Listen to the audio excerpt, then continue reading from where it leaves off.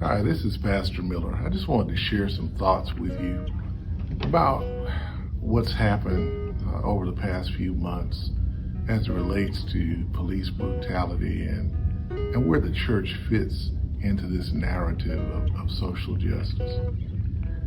For those of you who know me personally and know the ministry that I lead, you know that I've always been a major advocate for issues of social justice, and I believe that the church ought to always be at the forefront of social justice. But what I also recognize is that justice isn't a Christian issue. Justice is an issue for all people, regardless of your color, regardless of your culture, regardless of your economics. Justice is something that impacts each and every one of us. And so it's not simply about the church and where the church stands. It's about where all of us should stand. Again, for those who know me, you know that for me, I'm not a protester. I'm not a person who gets out in rallies. It's not because I'm against them.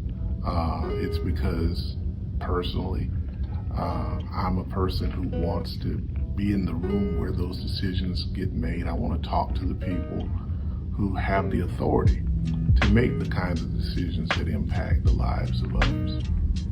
And so what I want to share with you is that for every one of us, regardless of where we live in this country or around this world, it's not just simply about protesting. It's about wanting to see lives changed, about wanting to impact a system that oppresses others based on their race, based on their economics. It's about wanting to make sure that change takes place and not just that we've blown off some steam. For everyone listening to me, that means that you've got to find your place in this process, because it's not just simply about you. It's also about your children, and it's about your children's children. It's about being an advocate for change so that the lives of those who will descend from you is bettered because of the things that you stood for. The truth is that for all of us, we're better because those who came before us stood in the gap. They challenged the system. They confronted injustice. But they didn't just rally. They also confronted those who could make the right kinds of decisions. One of the things that the Bible shares is that people are destroyed because of a lack of knowledge. And I want you to understand that our lack of knowledge, our lack of having proper insight into how these decisions are made, who the decision makers are, and what the implications are for those decisions is so very important.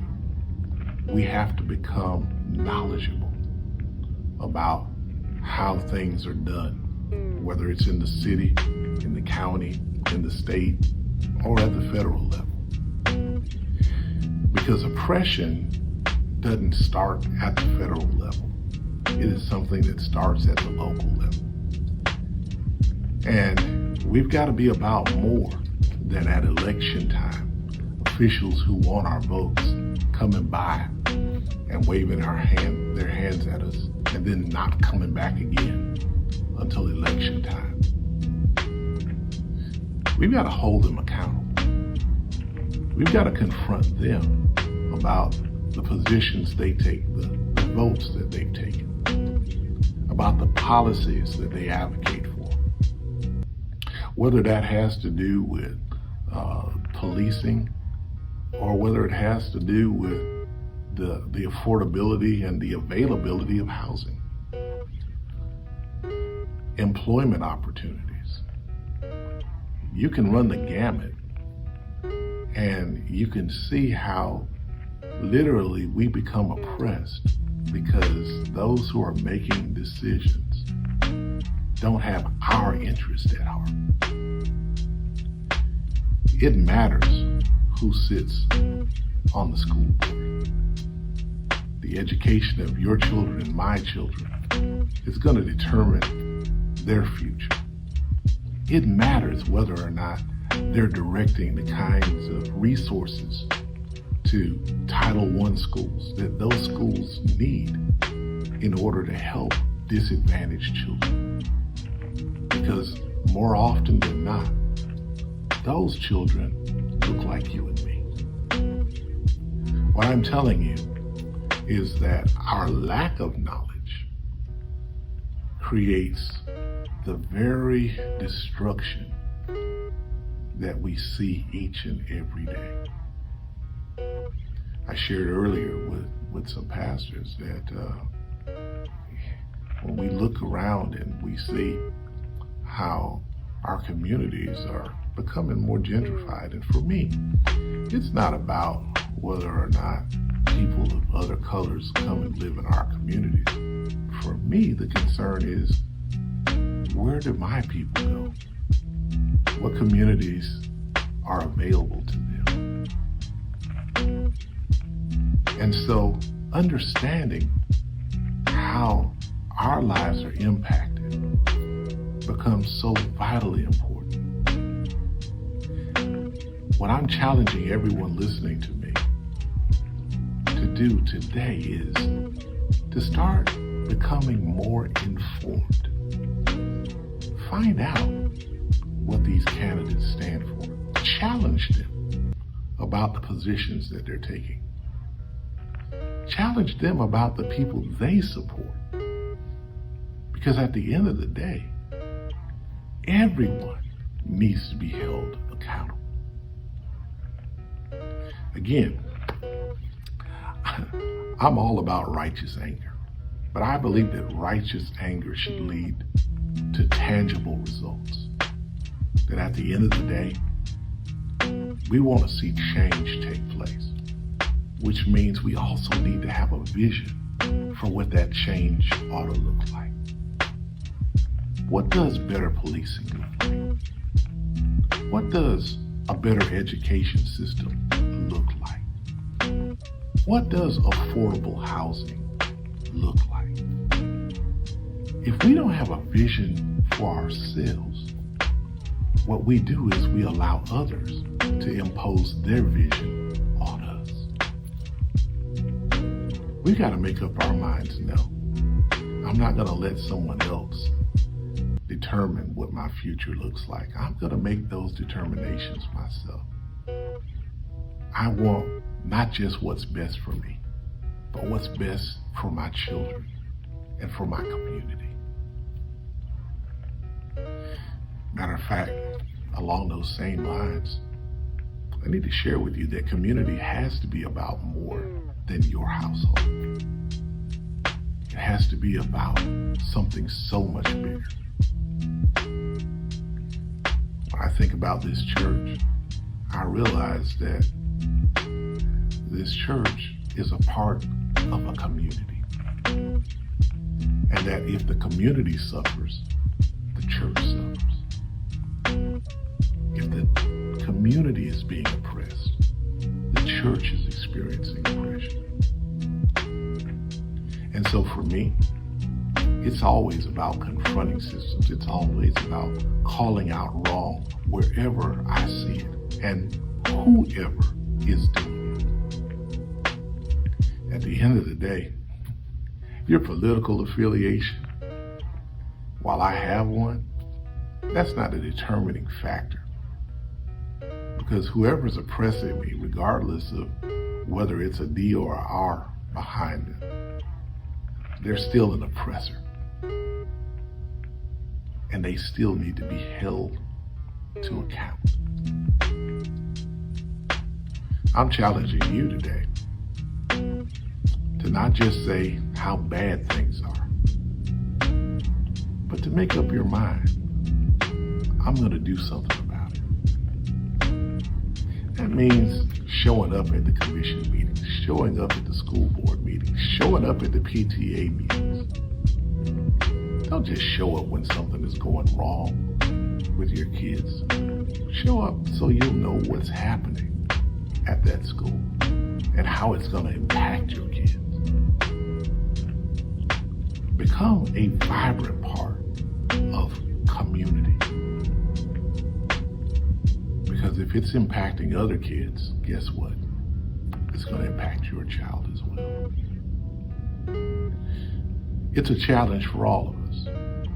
Have I always been as involved as I should have? Honestly, no. But I've always tried to make sure I kept myself knowledgeable. And when needed, I always tried to make myself available. What I've committed myself to is not just waiting until that moment, but being more active, more involved, more engaged in what's taking place. Making sure that my face and my voice are seen and heard. And that's what I'm asking for you to do.